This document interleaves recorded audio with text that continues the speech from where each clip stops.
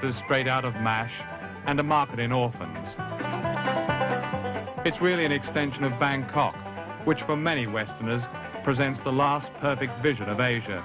Rows of massage parlors offering everything from children to grandmothers, with VD clinics conveniently next door.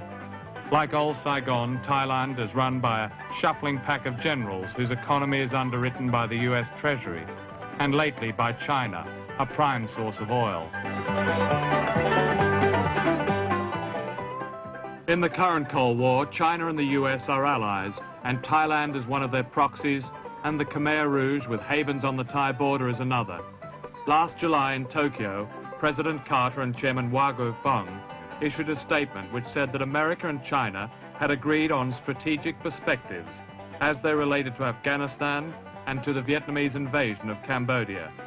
What this new alliance boils down to is that China wants Pol Pot back in power, with a new respectable image, of course, and its traditional foe, Vietnam, subdued, and Vietnam's ally, the Soviet Union, isolated. And America does not wish to displease China, for its current Cold War enemy is also the Soviet Union. The irony is almost sharp. Did not America defend at great cost the massage parlors of Saigon in order to contain China? Of course, in those days, we called it Red China.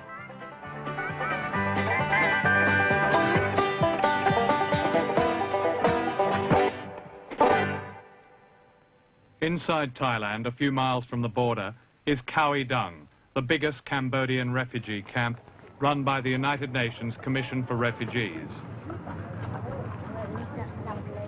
The population of Khao Dung includes many of those preyed upon by the Khmer Rouge, the skilled, the educated, the survivors of the middle class.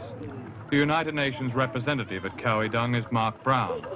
I asked him if the work of the hundreds of foreign charities here was helpful.